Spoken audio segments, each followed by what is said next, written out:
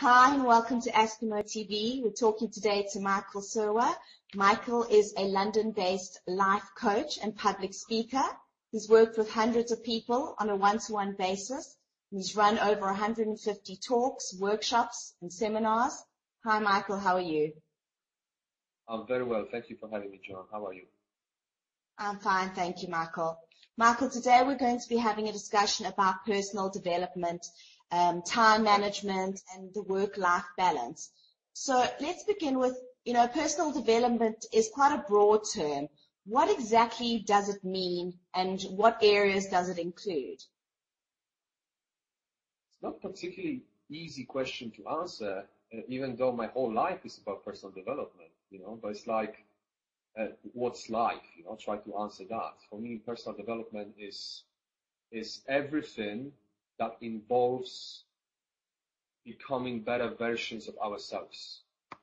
And there will be so many branches of personal development. I myself, even before I got into coaching, I spent a number of years, working on myself, different areas of my life. And, there's 1 year I spent working on my spirituality, right? Then year and a half I spent on, my dating skills, for example. There's so many different aspects, and all of that for me was part of personal development.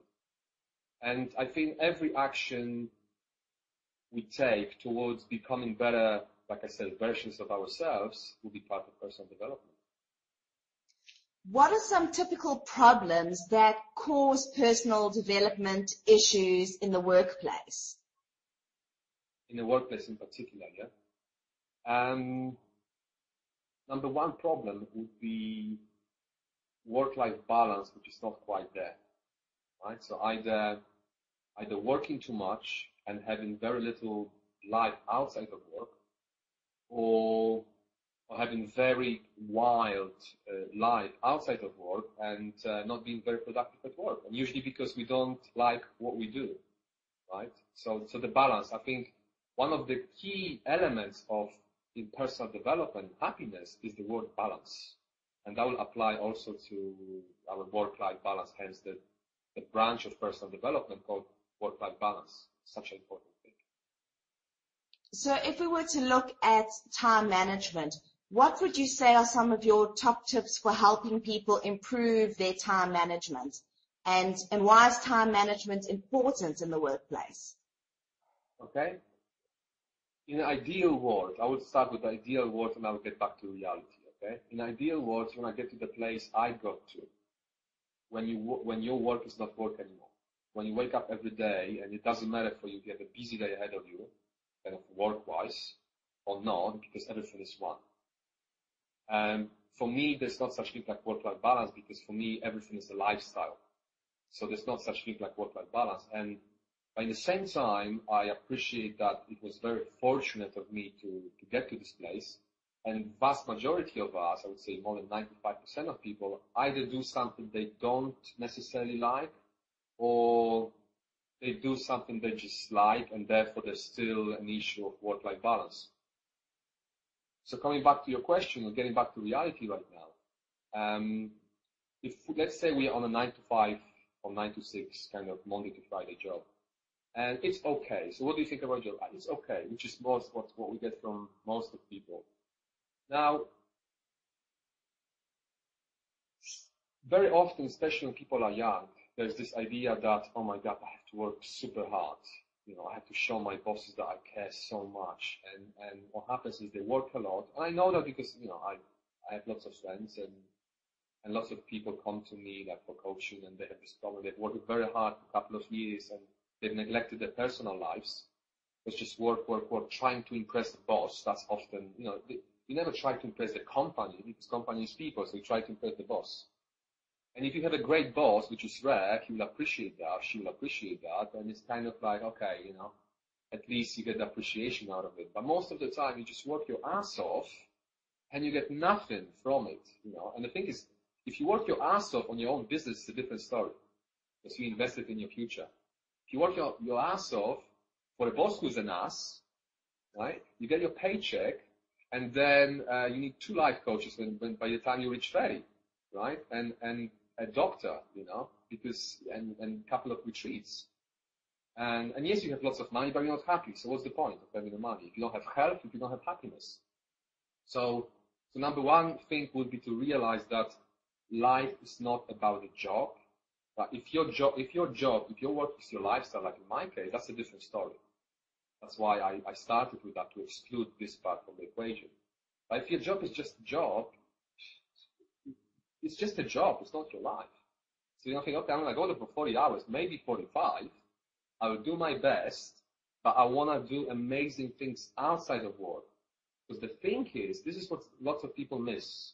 They don't see that. The thing is, the happier you're going to be outside of work, the more productive you're going to be at work. That's why lots of companies hire coaches to help their staff have better personal life, because they understand, the owners of these companies, they understand that the happier the employees will be outside of work, the more productive they're going to be at work, which is just the way it is. And on the other side, the happier we are at work, if we do something that we at least like, at least we don't dislike, obviously we're going to leave work feeling happier. We'll feel like doing more things outside of work. And it's amazing how you can go for 8 hours doing one thing and finish at 6 and feel like, I just want to go to sleep. And on the other side, you do something that you even remotely enjoy and you feel like doing things afterwards. So it's not about 8 hours, it's about what you do during these 8 hours. Is there anything, any practical tools or techniques that you can share with people to help them create the ideal work-life balance, or perhaps to even see where they're out of balance? I think number one is to really look.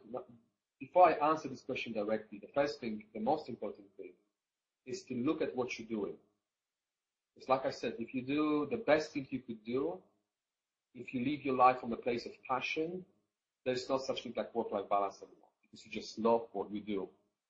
And there's not such thing like work-life balance anymore. So first of all, what you want to do is, like, if you really struggle with work-life balance, ask yourself, am I doing the thing that I'm supposed to be doing in my life? And if the answer is no, spend some time on exploring other possibilities. Somebody who's telling me, listen, I do that, but there's no choice, it's bullshit. Because there's so much choice in everywhere, but especially in cities like big cities like London. There's so many options, And I understand it's very easy to get used to having a comfortable job. By comfortable, I mean kind of safe job that I get a paycheck after every month. It's very comfortable to find yourself in a situation where you've been doing something without really enjoying it for years. But then sooner or later it's going to come back to you, And I believe we all have some talents. We all have different talents. I'm certainly not talented in everything.